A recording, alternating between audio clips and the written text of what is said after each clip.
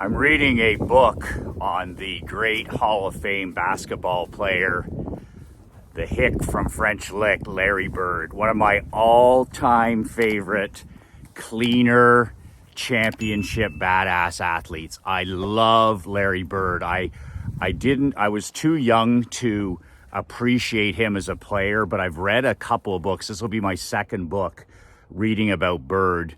And he's one of my favorite athletes because of the fact that he was an underdog. Even though he was a tremendous player, he still was, told by scouts and critics, even when he was playing college ball, that he was big, he was slow, he didn't have the typical basketball body. They told him a whole bunch of things. They tried to push him into a box that said, you're going to be an average, mediocre, or ordinary pro player. And Larry was the hardest working player on his team. He was the best player on the team. Championships always follow teams when their best players are their hardest working players. And championships in team sports follow when your best players, like Larry Birds of the world, defend too. They commit to defense. And I know this personally from coaching 22 years of pro and amateur hockey. Our championship in 2019, the reason we won the Barclay Cup in 19, our best players were some of our hardest working players, and our best players committed to playing team defense. And when you have that, that is a recipe for success. Bird reminds me of Tom Brady, one of my badass favorite all-time athletes. You can say what you want about what Brady. Everybody wants to jump on him now. Everybody wants to, go after him now because, he's having some challenges in his personal life. But there's a guy that was a third or fourth string at Michigan alone, worked his way up, kept his mouth shut, didn't complain, didn't whine, didn't make excuses until he got a starting position in college, and then making the most of that starting position. The exact same thing happened when he was drafted certainly in the later rounds for a quarterback. And he comes in, nobody expects a lot from this guy. Just like Bird, they said, he's tall, he's slow, he can't run particularly well. He doesn't look like a naturally gifted quarterback. 7 Super Bowl rings later. That's what counts. 7 Super Bowl rings later. Same with Bird. What counts is a Hall of Fame career of championships. And both of those guys, when you think of the characteristics that they both had, number one, extreme hard work. They had a chip on their shoulder that, from critics and from people that, in the cheap seats telling them that they didn't have the physical gifts, they were too big, they were too slow, they weren't talented enough, all these critics. And what did they do? They used that as inspiration and motivation to prove the people in the cheap seats wrong.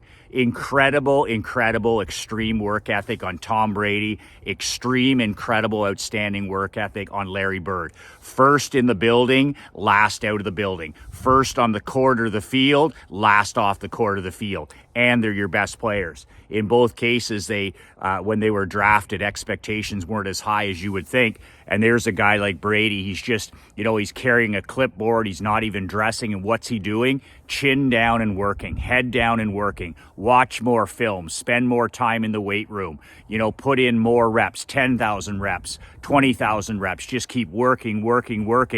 And like one of my friends who coaches in pro hockey now for the Anaheim franchise, the NHL, he says, Michael, he goes, when you work like those guys, you're ready when opportunity knocks. You're ready when opportunity knocks. Instead of bitching and whining and crying about your lot in life, put your head down and work.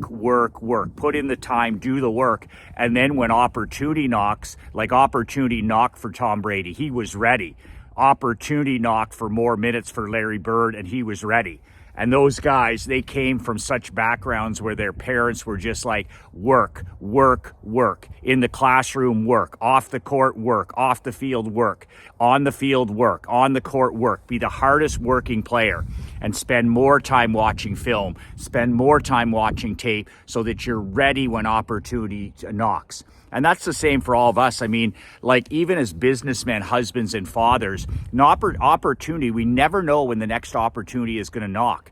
But are you going to be ready for it? Are you going to be prepared for it? Are you going to be fit mentally ready for it? Are you going to be fit physically ready? We never know when the next golden opportunity is going to happen. But are we going to be ready? Are we going to be focused and ready so that it doesn't, blow by us? And those two guys are just incredible examples of hard work beats talent when talent doesn't work hard. Do you know how common talent is? Unused, undeveloped talent. I coached for 22 years in pro and amateur hockey.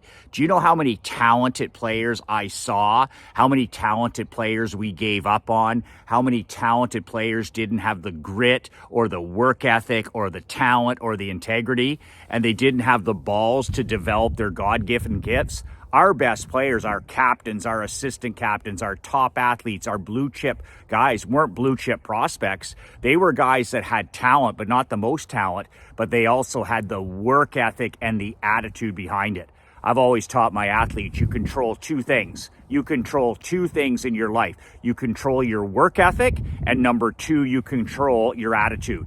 You control your work ethic and you can control your attitude. So maybe the coach isn't, you say, oh, the coach doesn't like me. Bullshit. Work harder and control your attitude. Well, I'm not getting a break. I'm the third string quarterback, or I'm not getting an opportunity to play enough minutes. Bullshit. Work harder in practice. Make it impossible for him to not play you. That's what I tell my kid. Make him or your coach impossible for not you. Make it a no-brainer. You're so hardworking. You're so mentally tough. You're so disciplined. You're so driven. Your energy is so positive that it's impossible for him or her not to play you on the team. And that's what Brady did, and that's what Bird did. They just put their heads down and they went to work. Old-fashioned, old school.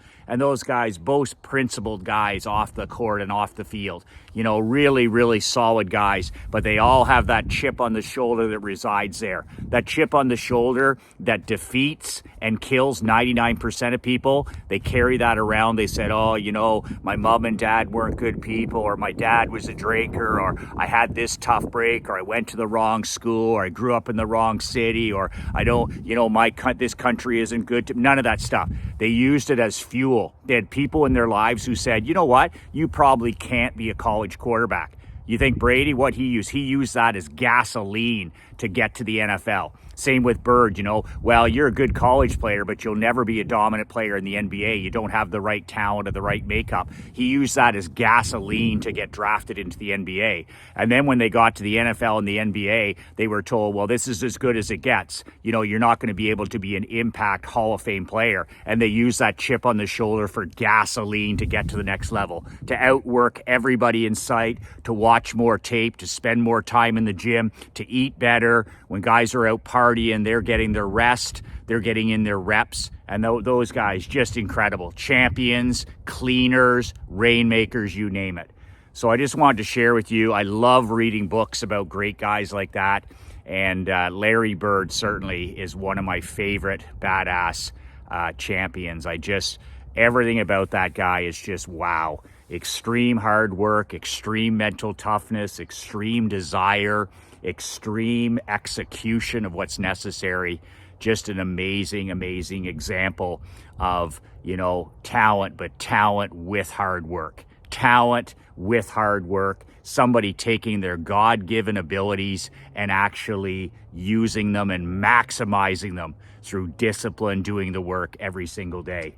My December newsletters, the deadline, immigration closes this Tuesday at 11:59 p.m. If you want to sign up for membership, for me to ship you my December Michael McLean World Building newsletter, it's a paper and ink newsletter. I'll send you a nice badass t-shirt as a free gift. Go to badassletter.com right now. Badassletter.com right now. Sign up. It's $97 a month, something like $3.50 a day. So it's not about price if you want to build the world of your dreams. The deadline this Tuesday at 11:59 p.m. It goes to print. That's the cutoff. It's a hard cutoff. I send it to print and then it's mailed the next week. So if you want to subscribe, you want to become one of my Badass World Building newsletter members, go to badassletter.com right now and sign up for membership. That's it. That's all. Remember to hug your wife and children when you get home tonight. That's what I'm going to be doing in a few minutes here. I just got off the ice with my assistant coach, my daughter Emery. We're out working with the Doctors Without Borders women's team. We're teaching the girls how to play the game of hockey so that the doctors, the women's team here in our community, can play in that huge charitable hockey tournament all around the globe. It's called Doctors Without Borders, and they raise funds for all these different charities all over the globe. So I'm proud to be a part of that. I'm volunteering my time. But we practice once a week, and guess who my assistant coach is? For the first time ever, my 10-year-old daughter, Emery, is by my side. She's showing all the drills. She's showing all the skating drills because she's been through these for so long. So here we are volunteering our time for Doctors Without Borders with the female hockey doctors in our area every Friday. And my assistant coach is with me at my side. So if you see an extra smile on my face and a gleam in my eye, that's because I've waited for 10 years to have my daughter beside me serving other people.